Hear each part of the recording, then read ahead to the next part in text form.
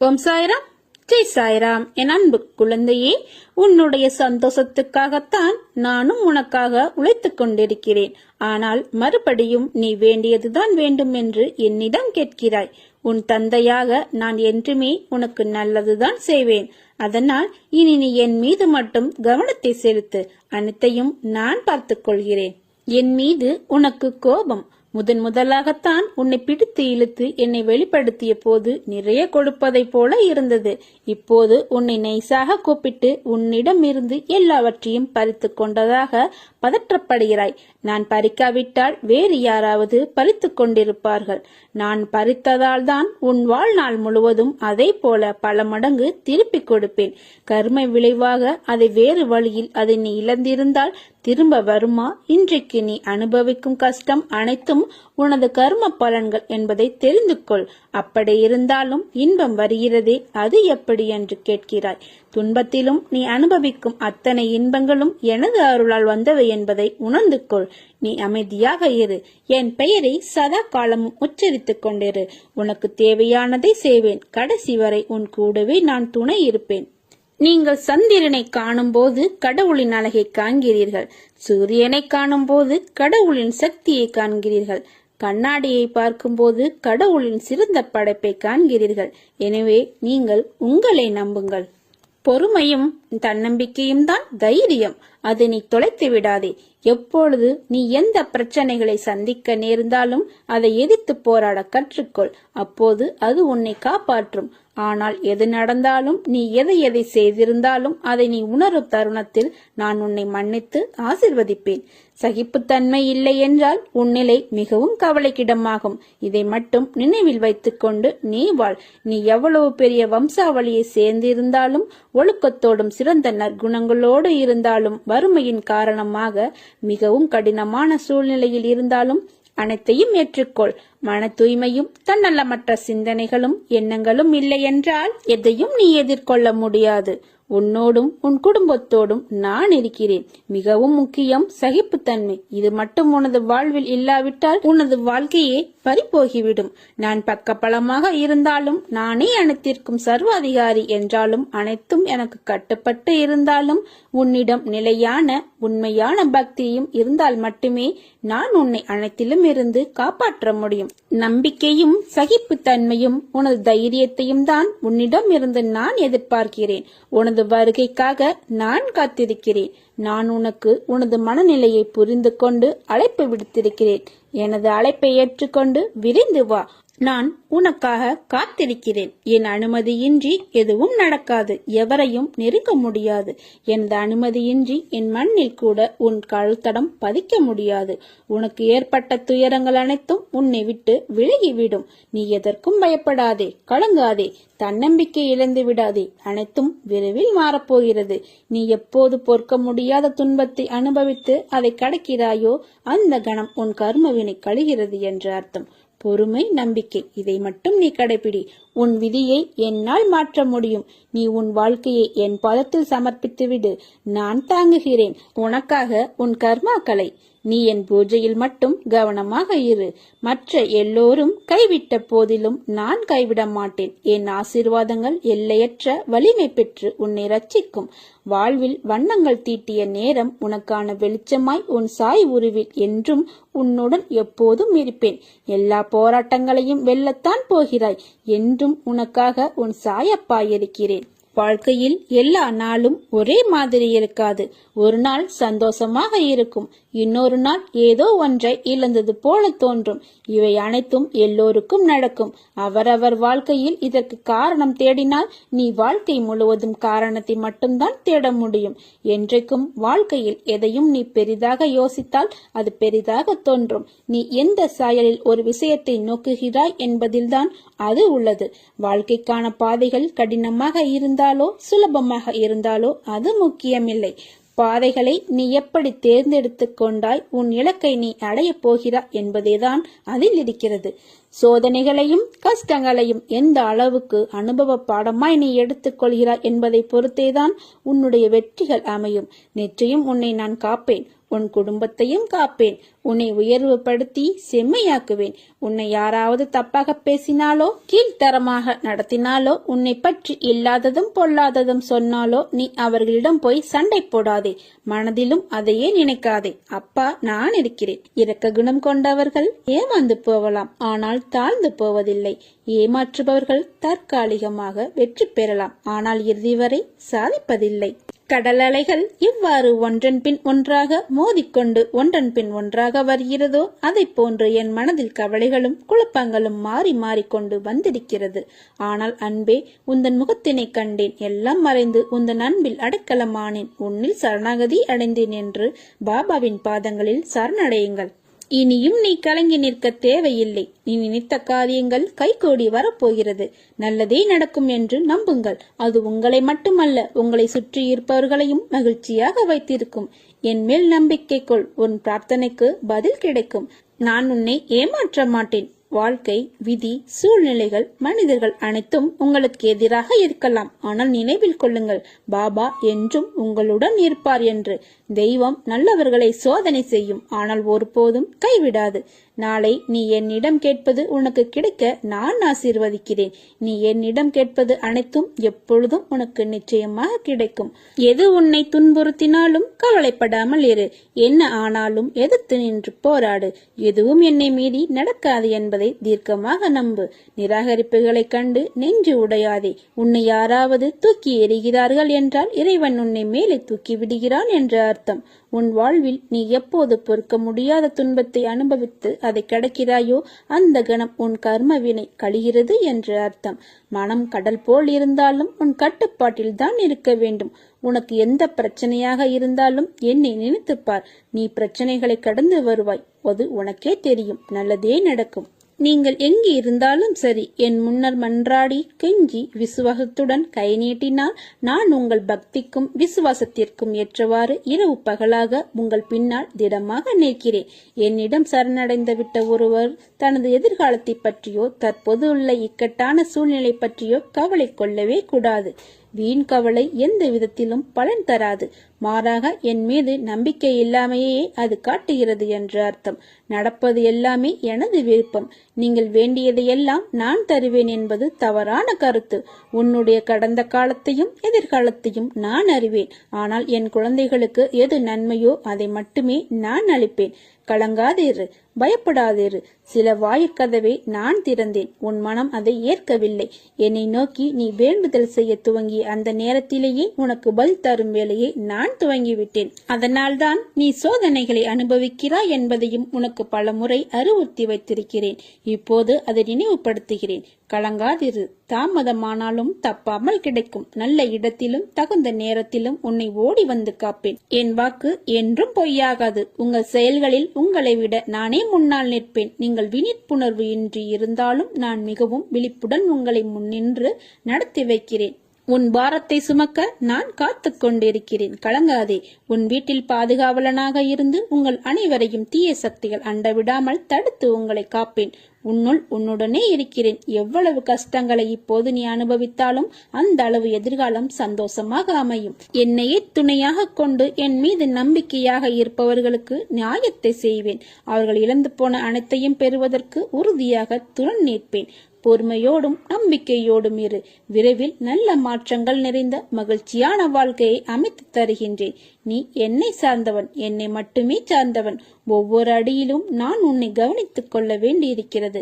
உனக்கு என்ன நேரும் என்பதை நான் மட்டுமே அறிவேன். உன்னை கரையேற்றும் பொறுப்பை நான் தான் வகிக்க வேண்டும். என்னை விட்டால் உனக்கு வேறு யார் இருக்கிறார்கள்? நிராகரிப்புகளை கண்டு நெஞ்சு உடையாதே.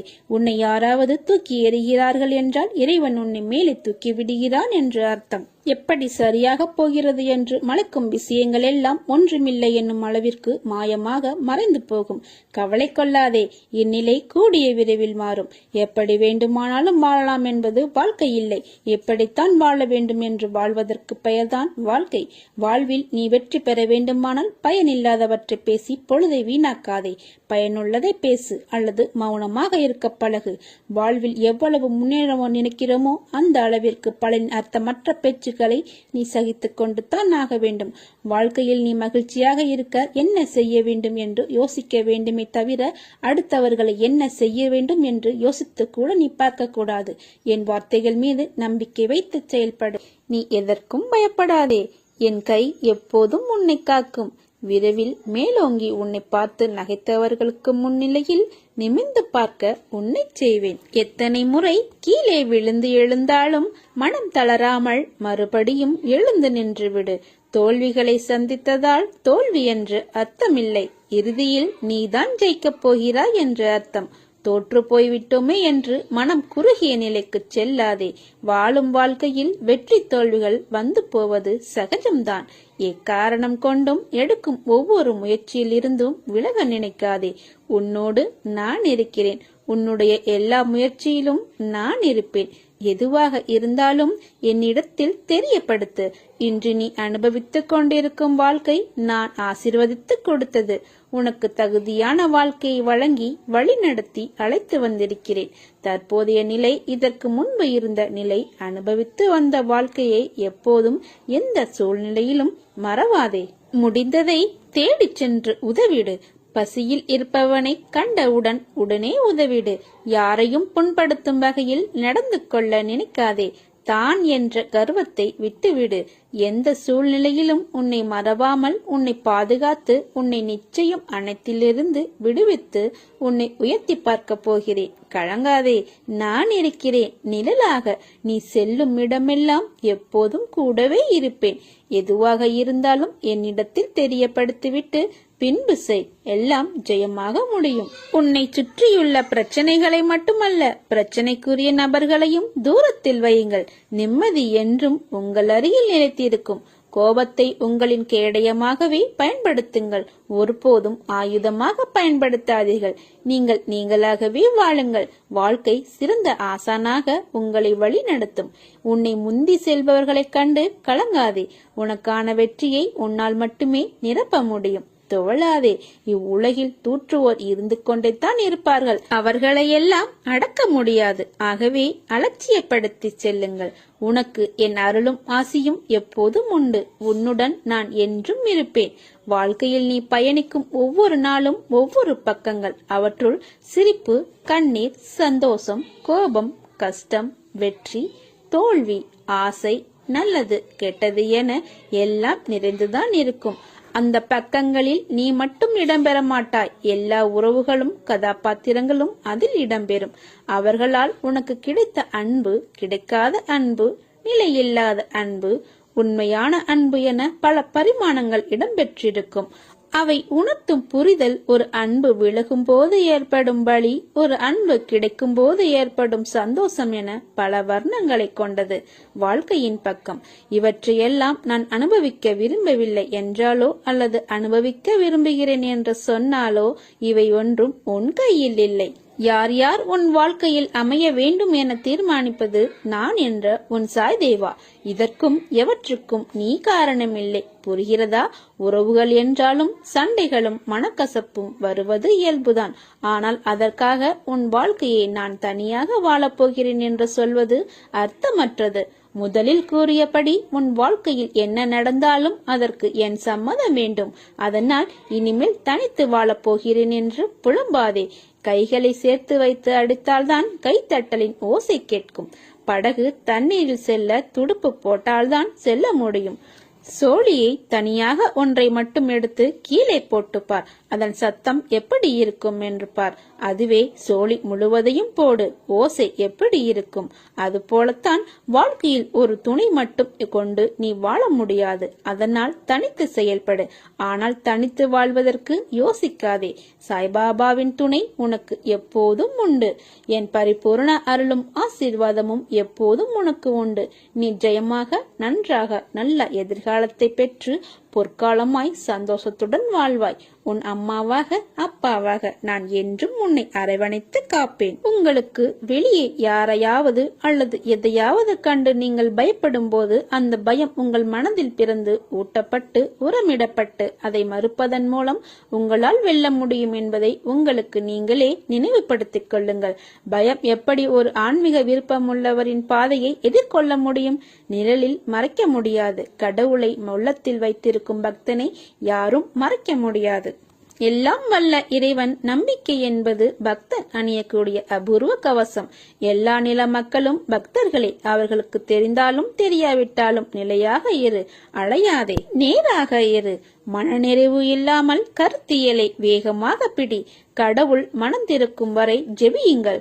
நீங்கள் எதிர்பார்க்கும் போது கடவுள் அருள் புரியவில்லை எனில் துக்கத்துடன் திரும்பி விடாதீர்கள்.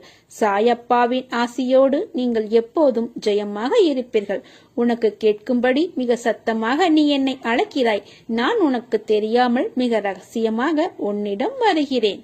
எல்லாம் நன்மைக்கே. கூடிய விரைவில் ஒரு நல்ல செய்தியை நீ கேட்பாய். சந்தோஷமாக இரு. எதை பற்றியும் கவலை வேண்டாம். உன்னுடன் நான் இருக்கிறேன். இந்த சாயப்பாவின் ஆசீர்வாதத்தால் உங்கள் அனைவருக்கும் அதிசயமிக்க ஒரு நிகழ்வு நடக்கப் போகிறது. உங்கள் வாழ்க்கை அழகாகும். நீங்கள் எந்த வேண்டுதலையும் வைக்க தேவை இருக்காது. உங்களை காப்பது எனது கடமை. உங்கள் மனதில் ஓடும் எல்லா எண்ணங்களும் ஆசைகளும் கனவுகளும் நான் அறிவேன். உங்கள் தேவையை நான் நன்கு அறிவேன். எது நன்மையோ அதை மட்டுமே அளிப்பேன். என்னை நேசிக்கும் நீங்கள் என்னிடம் எந்த வேண்டுதலையும் வைக்க தேவையில்லை. எதற்காக கவலைப்படுகிறாய்? நீ எது செய்தாலும் சரி, பேசினாலும் சரி, எனக்கு தெரியும். பொறுமையாக இரு. என்னை நினைத்து கொண்டிருக்கும் வேளையில் முடிந்தவரை உதவி தேவைப்படுவர்களுக்கு உதவுங்கள். நீங்கள் எனது குழந்தைகள். எதற்காகவும் கலங்காதே. உன் வாழ்க்கை நிச்சயம் பொற்காலமாகத்தான் இருக்கப் போகிறது. நீ எதற்கும் பயப்பட தேவையில்லை. நீ நினைத்தது போன்ற வாழ்க்கை உனக்கு கிடைக்கும். ஆனால் வாழ்க்கை கஷ்டங்கள் இல்லாமல் எப்படி இருக்கும்? பகல் இரவு என இருப்பது போல இன்பம் துன்பம் என்ற பக்கங்கள் உண்டு. அதை தாண்டி மனம் தளராது உழைத்து அதற்கான தகுதியை வளர்த்து கொண்டால் நிச்சயம் நீ ஜெயிப்பாய். அதைத்தான் உனக்கு அறிவுரையாக கூறுகிறேன். நிகழ்கால வாழ்வு என்பது மிகவும் முக்கியம். எதிர்காலம் நல்லதாய் அமைய வேண்டும் என்றால் நான் கூறுவதை காதில் வாங்கிக் கொண்டு உன் புத்தியிலும் மனதிலும் அதை பதித்து அந்த இடத்தில் அமர்த்திவிடு.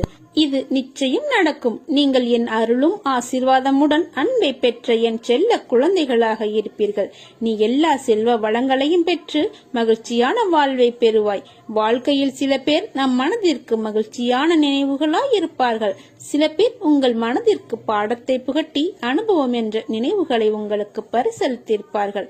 அவர்கள் உங்களை காயப்படுத்தினார்கள், உங்களுக்கு துரோகம் செய்தார்கள், உங்களுக்கு கஷ்டத்தை கொடுக்கிறார்கள் என்ற சூழ்நிலைக்கு நீங்கள் தள்ளப்பட்டால் அமைதியாக இருங்கள். உங்கள் மேல் படர்ந்துள்ள கர்மா என்ற தூசியை அவர்கள் துடைத்து எறிந்து விட்டார்கள் என்று நம்புங்கள். அந்த கர்மத்திலிருந்து யாரும் தப்போதும் இல்லை. எல்லோரும் அதை மாதிரியான சூழ்நிலைகளை சந்தித்துத்தான் ஆக வேண்டும். நீங்களும் தலை உயர்ந்து எடுக்கும் காலத்தில் நுழைந்து விட்டீர்கள். எது வந்தாலும் அதை நேருக்கு நேர் சந்தித்து அதை துணிச்சலுடன் தாண்டி செல்லும் மனது இதற்கு முன்னர் உங்களிடத்தில் இருந்ததா என்று யோசித்து பாருங்கள். இப்போது உங்கள் பாதையில் நீங்கள் உங்கள் வெற்றிக்கு தனியாய் உழைக்க தொடங்கிவிட்டீர்கள். இனிமேல் உங்களுக்கு வெற்றி கொண்ட நேர்முகம்தான். தடைகளை தகர்த்து உங்கள் தடயங்களால் உங்கள் வாழ்க்கையை வெற்றியாய் அமையப் போகிறது. எதற்கும் வருந்தாதீர்கள். உங்களை அழுத்தும் எல்லாவற்றையும் துணிந்து தூர எறிந்து நடை போடுங்கள். உங்கள் வாழ்வில் பார்த்த விஷயங்கள் உங்கள் மனதில் ஆழமாக பதிந்து உள்ளது. அதையொட்டி மனதளவில் உள்ள பாதிப்புதான் உங்கள் எண்ணங்களாய் வெளிப்படுகிறது. உங்கள் ஆதங்கம் இறைவனுக்கு புரிகிறது. உங்களை எப்படி மாற்றிக்கொள்வது, ஏன் இந்த நிலை எனக்கு என உங்களுடைய கண்ணீர் அனைத்திற்கும் இறைவனிடம் பதிலிருக்கிறது. ஆனால் அவற்றை உண்மையான மனதோடு ஏற்றுக்கொண்டு நடைமுறைக்கு கொண்டு வருவதில்தான் உங்கள் பிடிவாத குணம் தெரிகிறது. அது என்றைக்கு மறைகிறதோ அன்று உங்களிடத்தில் ஆசைப்பட்ட அத்தனை மாறுதல்களும் நடக்கும். அதனால் நீங்கள் எதற்கும் பயப்படாதீர். கலங்காதீர். உங்களில் நிச்சயம் வெற்றி என்ற தீபத்தை இறைவன் ஏற்றுவான். நீங்கள் ஜெயமாக நல்ல ஆரோக்கியத்துடன் எல்லா செல்வ வளங்களையும் பெற்று சீரும் சிறப்புமாய் மகிழ்ச்சியான வாழ்க்கையை பெறுவீர்கள். எனக்கு கேட்கும்படி மிக சத்தமாக நீ என்னை அழைத்தாய் அல்லவா? நான் உனக்கு தெரியாமலே உன்னுடன் ரகசியமாக இருக்கிறேன் என்பதை நீ உணர்ந்து கொள். அப்பா இருக்கிறேன், கலங்காதே. எல்லாம் நேர்மை நடக்கும், நல்லதே நடக்கும். ஓம் சாய்ராம், ஜெய் சாய்ராம்.